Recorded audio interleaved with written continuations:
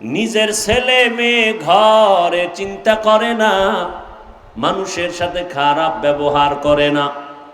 এরপরেও যারা বলে হুজুরেরা খারাপ, আমি কালকেও ঢাকায় বলেছি ওর 14 গোষ্ঠীর রক্ত বড় খারাপ। সরকারি বেসরকারি চাকরি করে, প্রতিদিনের ডিউটি 8 ঘন্টা, বেতন নিম্নে 20,000। সত্য কথা বলবেন, আপনাদের অঞ্চলে যত মসজিদ আছে মসজিদের ইমাম সাহেবদের ডিউটি কত ঘন্টা? সত্য কথা বলেন। 24 ঘন্টা, বেতন দেন কত? হ্যাঁ, 1 তারিখে দিয়ে দেন। হায় হায়, আল্লাহ মানুষকে বিবেক দিয়েছেন, বিবেক দিয়ে একটু চিন্তা করে জবাব দেন, পৃথিবীতে এর থেকে জুলুম আর কি হতে পারে? 24 ঘন্টা ডিউটি করে, ওই হুজুরের কি টেবিলের তলে আছে কিছু? টেবিলই নাই, তল তো ভরের কথা। তার বেতন 5,000, 24 ঘন্টা ডিউটি, তাও কি রিমান্ডে রাখে? রিমান্ডে। জোহরের নামাজ ইমাম সাহেব নাই, রিক্সা ড্রাইভার কয় হুজুর গেছিলেন কই? হুজুর বলে কে তুমি? বলে আমি রিক্সা চালাই। পাওয়ার কেন? কয় 5 টাকা বেতন দেই। সেই পাওয়ার। এরকম বেয়াদব আছে না নাই? সভাপতি দেন 100 টাকা, সেক্রেটারি 50 টাকা, তাও মাস মাস দিতে পারে না।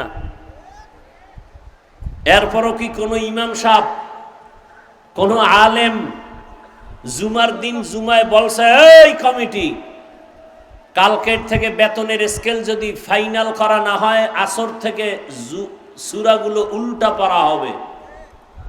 বলছে কোন হুজুর? কোনদিন বরদোয়া করছে? মানববন্ধন করছে? বরং মোনাজাতটা দিলেই দোয়া, আয় আল্লাহ এলাকায় শান্তি দাও, কবরওয়ালাদের জান্নাত দাও, ব্যবসায়ী যারা বরকত দাও, অসুস্থ রোগীদের সুস্থ বানাও।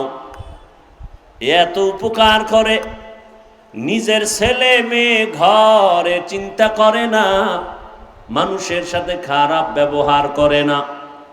এরপরেও যারা বলে হুজুরেরা খারাপ, আমি কালকেও ঢাকায় বলেছি ওর 14 গোষ্ঠীর রক্ত বড় খারাপ।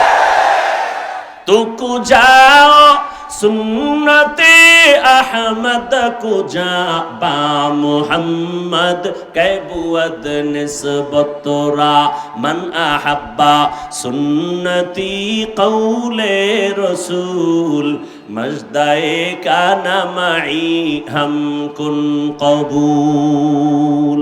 রাগ করলেন? আল্লাহ সবাইকে হেদায়াত দান করুন।